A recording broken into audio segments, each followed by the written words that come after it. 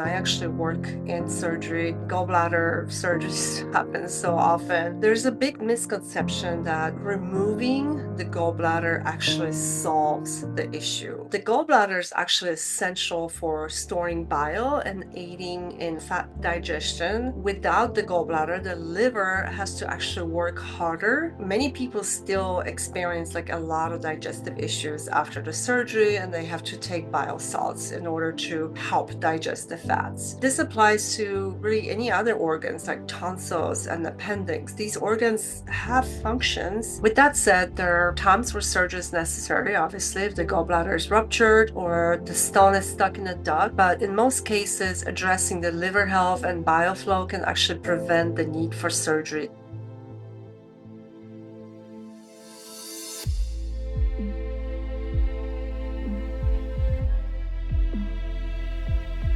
Welcome to Superior Mind Body Health Podcast, where we explore approaches to health and wellness. I am your host, Monica Banak, and today's episode hits close to home. So, a couple weeks ago, I experienced a severe gallbladder attack, something that felt incredibly overwhelming. Thankfully, I passed it with some home remedies, and the following week, I ended up doing a liver and gallbladder flush. So, I'm going to share in this episode my personal experience and compare two of the most popular flush methods, the Andreas Mortis traditional approach from his book, The Amazing Liver and Gallbladder Flush, and the more modern approach, which I used, was Zen Cleanse, and I will kind of discuss them a little bit more. We'll also break down why gallbladder attack happens. We'll discuss how fasting can contribute to gallstones and explore why removing the gallbladder often fails to really address the underlying root cause of liver issues like liver congestion. So before we begin, here's just an important disclaimer. This episode is just for information purposes only. None of this is medical advice, so please consult your healthcare provider before making any changes to your health routine. So let's dive in. So as I mentioned, a couple weeks ago, I woke up in an intense pain. At that point, I wasn't sure what was going on. Well, I thought maybe it was gas, or I wasn't sure. So I just kind of followed what I needed to do if it is gallbladder attack. It was pain basically at the right upper quadrant of my abdomen, and my back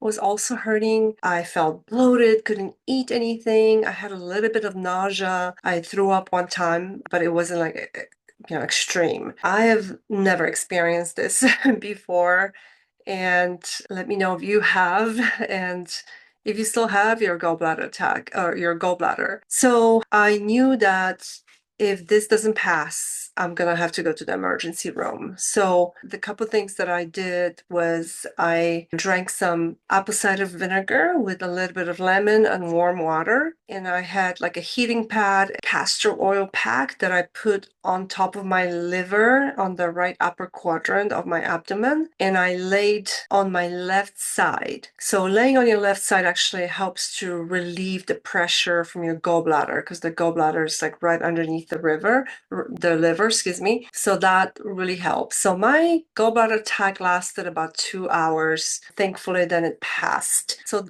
the gallbladder attack happened on a Saturday, and then the following day, on Monday, I had lab work scheduled to get my just labs done. And when the labs came back, I was in shock. My liver enzymes, the AST and ALT were over 400, and the normal for ALT is 0 to 32, and for AST the normal is 0 to 40. So mine were way, way above normal. That was a little scary. If your gallbladder attack lasts longer than 4 hours, or you having extreme nausea, vomiting along with that, or fever, any weird tachycardia, your heart rate racing, you have to go to the emergency room, because you might have a stone stuck in your duct, and that can really decompensate your liver really quickly, and you can get really sick and septic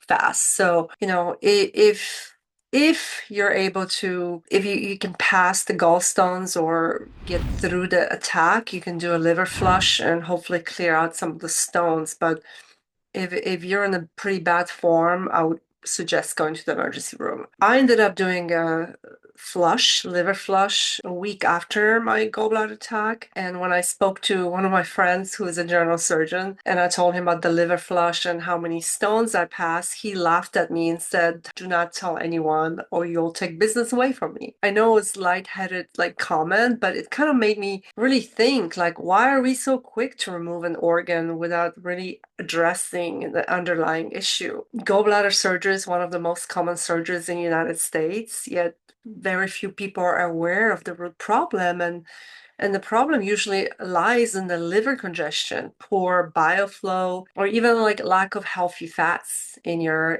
diet. So we'll address some of this stuff in here. So first of all, why do gallbladder attacks happen? So some common causes. Number one is poor diet. Diets that are like low in healthy fats can cause biostagnation. Your gallbladder needs fats to contract and release the bile. So really a standard American diet, junk foods. So adding stuff like healthy fat, like avocado, olive oil. Another cause, number two, that's pretty common is rapid weight loss. Losing weight quickly can lead to increase in cholesterol with bile, which promotes stone formation. That is common. Another one, number three, is hormonal changes. If you're more estrogen dominant, or you're going through perimenopause, menopause, you are at a higher risk for gallstone development. And liver congestion. Congested liver just struggles to produce bile that flows properly, and that's what leads to gallbladder issues. And number five, it's sometimes fasting. I love fasting, and fasting is amazing, but fasting can also cause gallstones, and we'll talk about it a little bit later also, how you can very easily prevent that from happening. The statistics, actually, about 10 to 15% of adults in the United States have gallstones, and many people don't even realize it until they have an attack. So really, these underlying things why we need to address the root problem rather than resorting to surgery as the first option. So the two most popular flushes, number one, the first one is the Andreas Mortis method. It is based on his book, which is called The Amazing Liver and Gallbladder Flush. His method involves several days of preparation, including a special diet, Epsom salts, and a mixture of olive oil and grapefruit juice. It's a very effective, but a little bit, in my opinion, outdated method of doing it, and you'll see why when I compare the other cleanse. So it does take about 6 days of prep, and you're drinking like a lot of Epsom salt and apple juice every single day leading up to the cleanse. And the Epsom salt can, any high amounts of excessive magnesium sulfate, which is an Epsom salt, can lead to dehydration or electrolyte imbalances if not done properly. And obviously for some people, doing such a long prep is not feasible with their schedules. And so the multi-day process can be sometimes hard to fit into a busy schedule. And the interesting fact, if you watch some of the Andreas Mortis videos on YouTube, if you type it in, you'll find some stuff. He himself had over 20 gallbladder attacks before developing this method. And he conducted over like dozen flushes to achieve full relief. So he did 12 flushes before he finally had a full relief of the gallstones. Very interesting. And the other method that I personally use, and it's a newer method, is called the Zen cleanse. It's a 1-day liver and gallbladder. The reason I opted for the 1-day liver gallbladder cleanse, streamlined, and it's a gentle alternative to the traditional method. There's really not much preparation that goes into it. You ideally you want to consume a little bit lighter meals a couple days before starting this cleanse, just to reduce inflammation and make this cleanse more effective. And the day of the cleanse, what you do is you consume certain enzymes. There's a high gel liquid enzymes And there are basically like fermented liquid enzymes that you consume like at certain times of the day. There's apple enzymes, which they're rich in malic acid. So that actually what it does, it helps to soften the gallstones and it helps to facilitate the easing enzymes. Those are very important and they actually help to dilate the bile ducts. So you want to, in order to for those stones, the soft stones to pass, you want to have the duct dilated so stones don't get stuck or even the toxins. And you basically drink something every hour, and you do the olive oil drink like right in the evening before you go to bed, and you have to lay on your right side. So very cool. With my cleanse, I usually take the day of the cleanse off when I'm doing the Zen cleanse forgive method. I take the day off and the day after off. It just helps, if you have to run to the restroom multiple times a day, multiple times throughout the day. It's just nice to be at home. So if you're considering the liver and gallbladder cleanse, the Zen Cleanse kit offers more modern and effective approach. You can look in the description for more details if you would like to try out the Zen Cleanse. I also have a liver and gallbladder flush guide, which provides step-by-step approach to cleansing safely and effectively. It's packed with tips, meal plans, and methods that I use to recover after my attack. The guide is perfect for anyone to reset their liver, improve their bioflow, and prevent future gallbladder issues. You can download it with the link in the description. It has both of the flushes, step-by-step directions, how to do both of them. It includes tips on fasting and gallbladder health, certain foods, and certain things that you can do daily to prevent gallbladder attacks. So it's packed with a lot of great information, over 45 pages of info. And also it includes a free copy of the PDF to Andreas Mortis' book. Even if you don't do the more old school cleanse by Andrea Mortis, I would still recommend reading the book because it is packed with just gems, so much information, so much good stuff about your liver and just everything that you need to know. Another thing that I want to discuss, because this comes up often, and gallbladder surgeries happen so often. And there's a big misconception that removing the gallbladder actually solves the issue. So the gallbladder is actually essential for storing bile and aiding in like fat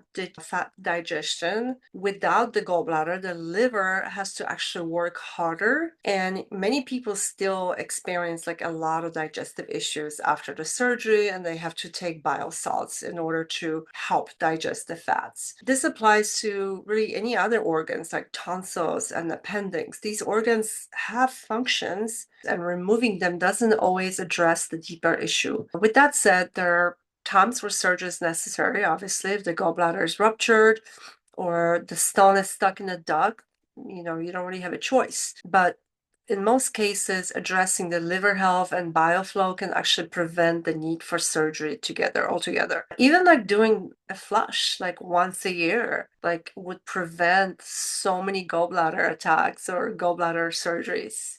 Another topic that I want to discuss, since I talk a lot about fasting, and it's the risk of gallstones when you fast and why that happens. Usually when you're fasting, especially a lot, it can cause rapid weight loss. And when you fast, you eat usually pretty low fat diet, and what happens is your gallbladder doesn't contract as much, and it leads to kind of bile stagnation. And same thing with weight loss, it increases cholesterol levels in bile, which can form stones. However, fasting, when it's done correctly with adequate like refeeds and healthy fats, it can actually support the liver and gallbladder health by promoting healthy bile flow. So a couple of the things that it's important to do is when you break your fast, include some healthy fats in your diet to keep your gallbladder active. Even like having maybe a little bit of bone broth and then avocado before you start to eat, and maybe including a couple cleanses like that, couple flushes to reduce the congestion in your liver. And you don't ever want to break your fast with like junk food. That's the worst thing you can do. Starting slowly, you gotta wake up the gallbladder before you start to add like crappy food to your diet. So hopefully some of this stuff was helpful to you. Again, if you want more detailed information, I would highly recommend grabbing my liver and gallbladder flush in the comments below, and feel free to DM me if you have any questions. Thank you for joining me on this episode of Superior Mind Body Health. I hope that my story and my insights I've shared with you today inspire you to take control of your liver and gallbladder health. Remember, whether it's cleansing, fasting, or surgery, it's essential to really address the root cause of your health issues. And if you enjoyed this episode, please subscribe, leave a review, and share it with someone who might benefit. And don't forget to check out Zen Cleanse for a simpler and gentler way to support your liver and gallbladder. Until next time.